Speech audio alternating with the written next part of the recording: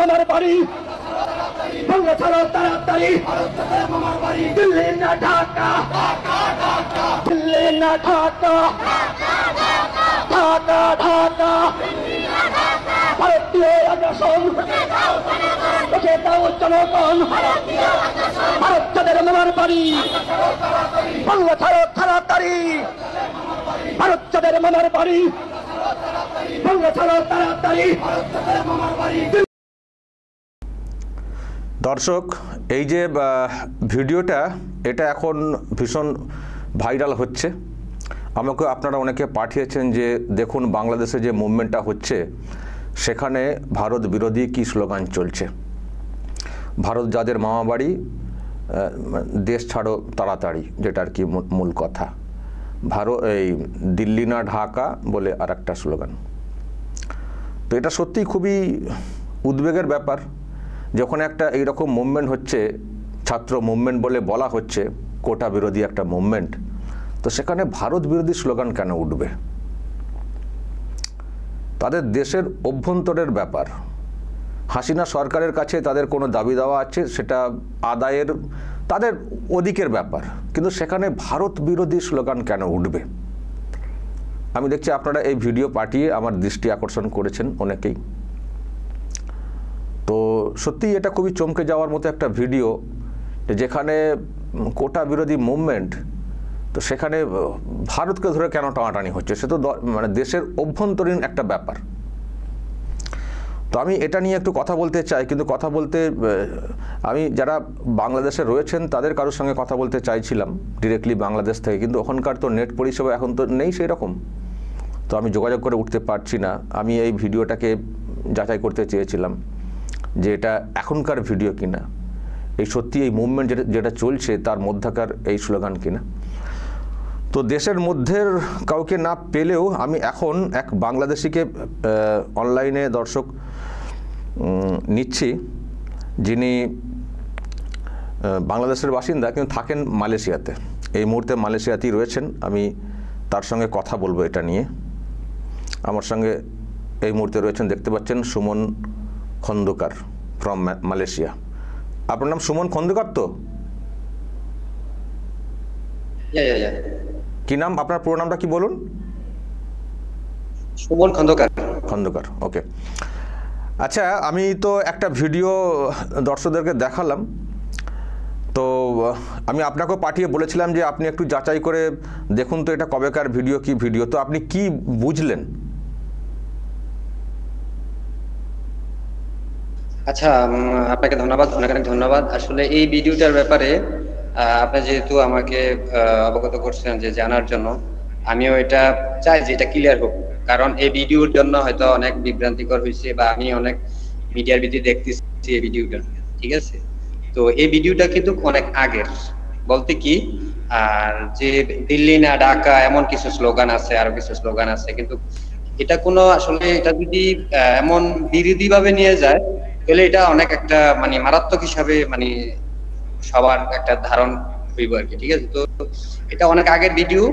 এখন বলতে কি, এই ভিডিও যে দিল্লি না ঢাকা এগুলো বলতেই পারে স্বাভাবিক, কারণ আমেরিকা তো ডোনাল্ড ট্রাম্প কোন, বাইডেন কোন, তাদের কিন্তু আইন ব্যবস্থা আছে। এর মাঝেও ফিলিস্তিনিরা যারা নাগরিকত্ব ওইখানে আছে তারাও কিন্তু স্লোগান দেয় যে বাইডেন চাই না, ট্রাম্প চাই। এটা একটা গণতান্ত্রিক একটা অধিকার, ঠিক আছে?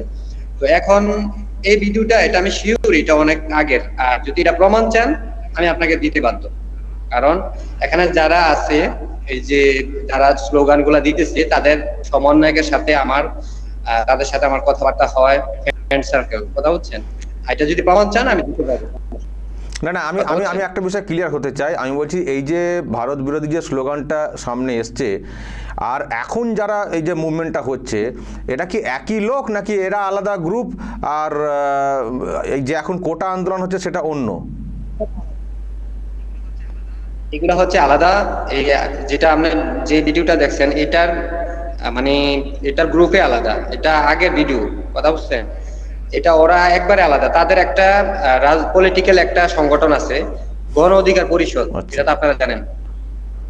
ও এটা তাদের একটা কোন একটা কর্মসূচি ছিল, তাদের সেখানে স্লোগান ছিল, এর সঙ্গে যে কোটা বিরোধী যে মুভমেন্ট হচ্ছে এবং বর্তমানে চলছে তাদের সঙ্গে কোনো সম্পর্ক নেই। এবং আপনি আপনি আপনি বলছেন যে এই ভিডিও মানে এইরকম স্লোগান বর্তমান যে মুভমেন্ট হচ্ছে এখানে উঠছে না।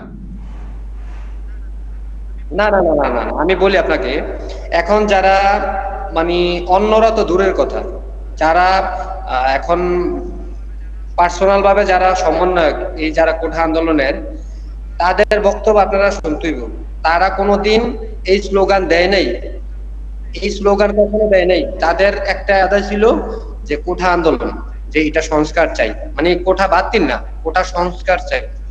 তো এটা আসলে একটা গণতান্ত্রিক অধিকার, ছাত্রের একটা অধিকার, এটা হইতেই পারে। কিন্তু ওই যে ভিডিওটা ওইটা আগের, তারপর হইলো ওই ভিডিও যারা যারা সমন্বয়ক, তাদের একটা পলিটিক্যাল একটা মানে তাদের সংগঠন আছে, তারা একটা আলাদা একটা দল। ওদের এজেন্ডা একটু মানে ওদের এজেন্ডা হচ্ছে ভারত বিরোধী বা ভারতের ব্যাপার স্যাপার নিয়ে বলে মানুষের কাছে যাওয়া, নাকি?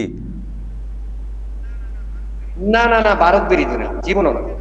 কারণ দেখেন, আমি বলি আপনাদের, আপনার না না, আমি বলি আপনার ধরেন আমি আপনার দেশের আইন মানলাম না, বা আপনি হচ্ছেন কলকাতার নাগরিক বা ইন্ডিয়ান নাগরিক, আমি হচ্ছি বাংলাদেশের নাগরিক। কারণ আপনার দেশে যাই, আপনার দেশে যায় যদি আপনার নাগরিকত্ব, আপনার আইন নিয়ে, আপনার সবকিছু নিয়ে আমি যদি নাক গলাই, তখন আপনার ব্যক্তিগতভাবে একটা ক্ষোভ হবে, কিরে তুমি আমার দেশের যে রাজনীতি নিয়ে, আমার দেশের ইয়া নিয়ে তুমি বাড়াবাড়ি কেন করো, আমার দেশের আইন নিয়ে। কারণ আমার দেশ তো আমার দেশের অনুযায়ী চলবো, ঠিক না? তো ওই ক্ষোভে কথা হচ্ছেন। কারণ ইন্ডিয়া কোনো আমাদের শত্রু না, ইন্ডিয়া আমাদের পাশের রাষ্ট্র, ওরা আমাদের বন্ধুত্বের মতো, হিন্দু আমাদের ভাইয়ের মতো, সবাই খুব কাছের, ঠিক আছে?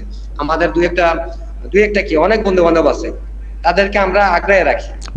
আপনারা তো ওখানে হিন্দুদেরকে মারধর করেন, হিন্দুদেরকে তাড়িয়ে দেওয়া হয়, আগুন লাগিয়ে দেওয়া হয়, তো এরকম তো বহু খবর দেখেছি।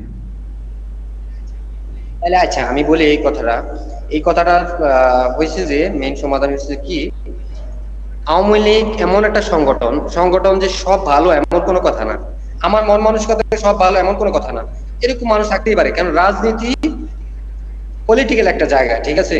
কারণ এটা পিচ্ছিল একটা জায়গা, একটা মানে অনেক কিছু চিন্তা করার একটা জায়গা, অনেক কিছু দেখার মতো একটা জায়গা। কিন্তু আওয়ামী লীগ যখন মনে করেন যেই কোনো কিছুতে হোক, মানে বিপক্ষ দ্বারা যাদের দল আছে, সংগঠন আছে, তাদেরকে পাশানোর জন্য তারা এমন কিছু বাদ নাই যে কিছু করতে পারে দেশের ভিতরে।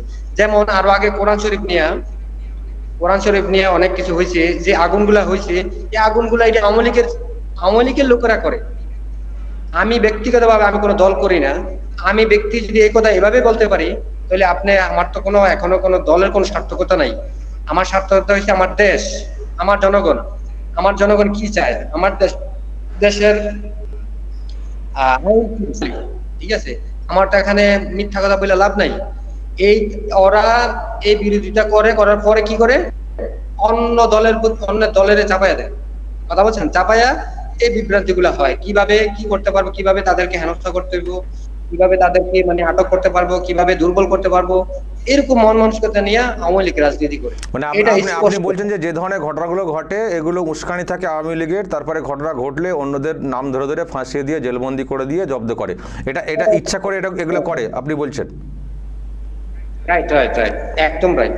আচ্ছা, আপনার এই কোটা যে ব্যাপারটা, আপনি কি এই কোটার মানে যে কোটা যেটা আছে, যেটা হাসিনা সরকার চায়, বা হাসিনা সরকারের একটা বক্তব্য শুনছিলাম যে ওনার বক্তব্য যে মুক্তিযোদ্ধা যারা করেছেন তাদের পরিবারের লোকেরা মানে সুবিধা পাবেন না, তো রাজাকাররা পাবে, এই যে প্রশ্ন তুলেছেন, এটার সম্পর্কে আপনাদের কি মত? আচ্ছা, আমার এটার মত হয়েছে যে স্বাধীনতা তো শুধু মনে করেন যে শেখ হাসিনার পরিবার সবাই করছে এমন তো না, পুরা বাংলাদেশের মানুষের বিসর্জনে রক্তের বিনিময়ে কিন্তু স্বাধীনতা আইছে। তো এমন যে নির্দিষ্ট ভাবে কইবো যে শেখ হাসিনা যে আমার ফ্যামিলি মুক্তিযুদ্ধ করছে তার কারণে আমি কোঠা নিতে হইব, তাদেরকে সুযোগ সুবিধা দিতে হইবে, এমন তো না। সমস্যাগুলো তো ওই জায়গায়, ঠিক আছে? যখন ব্যক্তিগত ভাবে কিছু স্বার্থ উদ্ধার করতে যায়, যখন জনগণের কাছে স্পষ্ট হয়, তখন তো জনগণ স্বাভাবিক মানে এটার বিরোধিতা করবেই, ঠিক না? জনগণ তো স্পষ্ট ভাবে এটা জানে সবাই, ঠিক আছে? তো এই রাজাকার বলতে কি বোঝায়? রাজাকার দেখেন, আমাদের যখন যুদ্ধ হয়েছে তখন 1% মনে হয় ছিল না রাজাকার। কারণ দেশের সমস্ত মানুষ 5 কোটি মানুষ যুদ্ধ করছে, 5 কোটি দেশের ভিতরে জনগণে ছিল 5 কোটি। তা আপনি হিসাব করেন কত পার্সেন্ট থাকে এই যে রাজাকার, যদি যুদ্ধ করে থাকে সবাই মিলা, তো এই যে মনে করেন রাজাকার কত ভাগ থাকে।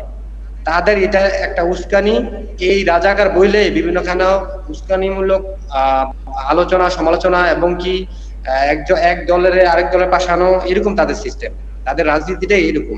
নইলে 16 বছর থাকতে পারে না ক্ষমতায়, এরকম করে টিকে আছে। কথা বলছেন, কারণ একটা ভোট হয় না ঠিক করে। কিসের ভোট? কিসের ভোট হয় বাংলাদেশে? কিসের ভোট? আমি নিজে আমার 33 বছর বয়স, আমি এখনো বাংলাদেশে ভোট কি জিনিস আমি কইতে পারি না, আমি জানি না। আমি এখনো ভোটার পর্যন্ত হই নাই। কেন হই নাই? নিজের রাগে, নিজের ক্ষোভে আমি এখনো ভোটার হই নাই। কেন? এগুলা বুঝতেই, এগুলা না বুঝলে ওই মিডিয়া, এগুলো আপনারা মিডিয়া কি জিনিস এগুলো আপনারা বুঝেন। একটা সার্থকতা জায়গা মানে তৈরি করে নেয়, তখন আমি আপনার নামে একটা বদনাম ছড়াই দিতে আমি ইতস্ত করবো না কখন। মানে ভোট হলে কি হাসিনা টিকবে না, নাকি সত্যিকারের ভোট হলে? আপনারা আমি কথা দিতেছি, আমি বাংলাদেশের নাগরিক, আমি বাংলাদেশে আমার জন্ম। কোনদিন যদি 20% ভোট পায় আওয়ামী লীগ, আপনি আমাকে যে শাস্তি দিবেন, যদি ফাঁসির কাজটা ঝুলা লাগে আমি ঝুলবো। কথা বলছেন, যদি 20% ভোটও যদি পায়, লিগেল বাজে ভোট হোক, একটা তত্ত্বাবধায়ক সরকার দেখ, তার আমলে মনে করেন তার দায়িত্বে ভোটটা হোক, বলে দেখেন কি হয়। 5%, আমি তো 20% কইছি, 5% পাইবে কিনা সন্দেহ আছে। আপনি শেখ হাসিনার নিয়ে আপনি তুলনা করেন, একটা সাধারণ মানুষ খাড় করে দেন আর শেখ হাসিনার খাড় করে দেন, একদিক দিয়ে আপনি নিজে এটা ইয়া করেন, আপনি এটা এক্সপিরিয়েন্স আপনি নিতে পারবেন। আপনি শেখ হাসিনার একটা ফটো রাখবেন যে আজকে ভোট হইব, জনগণ কারে চায়। আপনি বাংলাদেশে আসেন, বুঝতেই না জানি না একটা মানুষের প্রতি এইভাবে, দলগুলার প্রতি এইভাবে অত্যাচার করা, ছাত্রদের প্রতি অত্যাচার করা, এটা কেউ মাইনা নিব না। না, আমাদের এখানে তো একটা কনসেপ্ট আছে যে হাসিনা হচ্ছেন ভারত বন্ধু, বাকিরা তো ক্ষমতায় এলে তো আমাদের দেশকেও তো সমস্যায় পড়তে হবে। এটা মিথ্যা কথা, এটা ডাহা মিথ্যা কথা, এই চিন্তাধারা ভুল। আন্দোলন করলে কি এটা বিরোধিতা হয়ে যায়, জঙ্গি হয়ে যায়? আপনি কি বলতে পারবেন সবারে? সবাই কি এই ধরনের স্লোগানগুলো সামনে আসছে না ভারত বিরোধী, সেটা দিয়ে তো মানুষের মধ্যে একটা আতঙ্ক তো থাকবেই। তো যাই হোক, এগুলা আপনারা মিডিয়া কর্মী, আমি চাই যে আসলে সত্যটা প্রকাশ করেন, সত্যটা দেন। আমি ব্যক্তিগতভাবে আমি এটা চাই। আর আসলে কেউ যাতে কারো কাছে বিক্রি না হয়, কারো স্বার্থের জন্য একটা মানুষ যাতে খুন না হয়, ঠিক আছে, আমি অন্তত এটা চাই। ঠিক আছে, বাংলাদেশে গণতন্ত্র আসুক, বাংলাদেশে সুন্দর পরিবেশ হোক, বাংলাদেশ সবকিছু ভালো থাকুক, ঠিক আছে, আমরা সবাই চাই, আমিও চাই, সবাই চাই। আর ইন্ডিয়া আমাদের কোনো শত্রু না, আমি এটা নিজের বুকে ধারণ করে বলতেছি।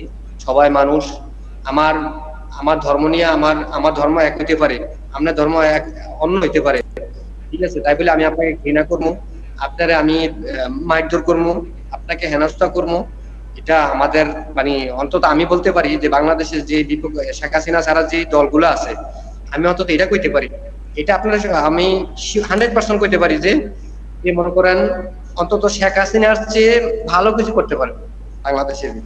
আচ্ছা, ওখানে যে কোটা আছে না, ওই যে মুক্তিযোদ্ধার যে ব্যাপারটা, যারা যুদ্ধ করেছেন বা এরকম যুক্ত, ওটা ফ্রেশলি সার্টিফিকেট দেওয়া হয় নাকি ওখানেও সব মানে বেনো জল থাকে যে আওয়ামী লীগ করলেই কোটার মধ্যে পড়ে যাবে, এরকম কোনো ব্যাপার আছে নাকি? অবশ্যই আছে। কিরকম বলতে শোনেন, আপনি ধরেন প্রধানমন্ত্রী, আপনি ইচ্ছা করলে অনেক কিছু করতে পারবেন দেশের ভিতরে সত্যিকারী অর্থে যারা যুদ্ধ করছে। হ্যাঁ, আমি অস্বীকার করবো না যে আওয়ামী লীগ যুদ্ধ করে না, তখন আওয়ামী লীগের সংগঠন ছিল, ঠিক আছে, মুসলিম লীগ সংগঠন ছিল, তারা সবকিছু মিলিত করে মনে করেন তারা যুদ্ধ করছে, রক্ত দিছে, শহীদ হয়েছে, সবাই করছে, দেশের সবাই করছে। এখন মনে করেন এরকম একটা ব্যবস্থা করে নিচ্ছে নিজের স্বার্থ হাসিল করার জন্য। ওর ফ্যামিলি তো আছেই, ওর কেউ যুদ্ধ করুক বা না করুক, ওর আত্মীয় স্বজন হইতে, ওর দলের ছোট ভাই হোক, আত্মীয় কেউ হোক, সবাই সার্টিফিকেট বানায় নিছে, দিয়ে দিছে, কথা বুঝছেন, দিয়ে দিয়ে বানাইছে। আর যারা সত্যিকারের অর্থে যারা যুদ্ধ করছে, এমন লোক যুদ্ধ করছে, যুদ্ধ করে সবকিছু হারাইছে, এমন লোক এখনো পায় নাই, ওই সার্টিফিকেট এখনো দেয় নাই। কেন জানেন? শুধু বিরোধিতা করে, যে সত্যটা প্রকাশ করে, তার জন্য তাকে সার্টিফিকেট দেয় না, বা তাকে মানে মুসলিমদের হিসাবে গ্রহণ করে নেয় না। বুঝতে পারছি, আমাদের বাংলার মতো হাল আর কি, যা বুঝতে পারছি। আর আমি একটা শেষে জানতে চাই যে আপনি তো মালয়েশিয়াতে আছেন, এখন তো যোগাযোগ ব্যবস্থা অনেকটাই বিচ্ছিন্ন বলা হচ্ছে, তো পরিবারের সঙ্গে কি যোগাযোগ করতে পারছেন? আমি আজকে 3 দিন যোগাযোগ করতে পারছি না। আমার ওয়াইফ আছে, আমার একটা ছেলে আছে 4 বছরের। আমি আসলে অনেক টেনশন করতেছি যে আসলে ছোট বাচ্চা স্কুলে যায়, কখন কি না হয়, ঠিক না? তা আমি অনেক টেনশনে আছি যে আমার বাচ্চাকে নিয়ে, আমার ফ্যামিলিকে নিয়ে অনেক টেনশনে আছি। আমি আজকে 3 দিন যাবত আমি কল দিতে পারি না, কোনো যোগাযোগ করতে পারি না। ওকে, অসংখ্য ধন্যবাদ। আপনি ওখানে কোন একটা কাজ করেন তাই তো, ওখানে গিয়ে? ও হ্যাঁ হ্যাঁ হ্যাঁ, এটা একটা দোকান, একটা চাইনিজ একটা কোম্পানি। ওই দোকানটা আমার দায়িত্বে দিয়ে গেছে, মানে ওই বসেরা সবসময় প্রত্যেক সপ্তাহে একবার আসলে হিসাব কিতাব নিয়ে যায় আর কি, ঠিক আছে? একটা বিশ্বস্ততা এরকম একটা কিছু করে একটা দোকান দিয়ে গেছে আমাকে। ওকে, ভালো থাকবেন, সাবধানে থাকবেন। ওকে ওকে, থ্যাংক ইউ। দর্শক শুনলেন, একটা ব্যাখ্যা নিলাম। বাংলাদেশি একজন মানুষ মালয়েশিয়াতে রয়েছেন কর্মসূত্রে, তিনি ব্যাখ্যা দিলেন, অনেক কথাই বললেন। তবে ওখানকার ভোটের যা হাওয়া শুনলাম, আর ওই সার্টিফিকেট বানানো যা শুনলাম মুক্তিযোদ্ধার, এখানে সেই ওবিসি সার্টিফিকেট বানানোর মতো একটা অবস্থা। সুতরাং এদিক দিয়ে খানিকটা মিল পাচ্ছি এই বাংলার যে শাসন চলে তার সঙ্গে। দর্শক, অনেক মতভেদ আসছে, আমি দেখছি। আপনারা অনেকে বলছেন, হাসিনার সমর্থনে কথা বলছেন, হয়তো একটা ভাবনা থেকে বলছেন, কিছু উদাহরণ থেকে আপনারা বলছেন, কিন্তু ভিতরটাও দেখতে হবে। আমরা যেন একেবারে সব কিছু ওপর না ভেবে নেই, সব কিছুকে ভেবে চিনতে সিদ্ধান্ত নিতে হবে। তবে একটা কথা বলবো, মানুষের মৃত্যু বা বড় গণ্ডগোল এটা আমরা কখনো চাই না। এটার নিষ্পত্তি ঘটুক, বিতর্কের অবসান ঘটুক, সুস্থ পরিবেশ ফিরে আসুক, এটা বলতে পারি। আর ওইসব যে স্লোগান চলছে, ভারত বিরোধী স্লোগান, এটুকু বলতে পারি নিশ্চিত করে যে যাই স্লোগান দিন ভারতের বাইরে, ভারতের কিছু হবে না, ভারতকে কেউ কিছু করতে পারবে না। ভারত এতটাই সুরক্ষিত। ভিতরে ভিতরে কিছু হয়তো টুকটাক চেষ্টা হতে পারে, কিন্তু এতটা সহজ নয় যে ভারতকে দখল করে নেব, ভারতকে শেষ করে দেব। এতটা দুর্বল কিন্তু ভারত না। সেজন্য এতটা উদ্বেগের মধ্যে থেকে না থেকে হঠাৎ করে কিছু সিদ্ধান্ত নিয়ে ফেলা, সেটা নেবেন না। আমরা যেমন আছি থাকবো, তবে আমরা চাইবো পাশাপাশি দেশ তাদের শান্তি রক্ষা করুক, শান্তি ফিরে আসুক, সুস্থ পরিবেশ তৈরি হোক, এটা সবসময় কামনা করব। দর্শক বলবেন যা বলার কমেন্ট বক্সে, নজর রাখবেন আরামবাগ টিভিতে।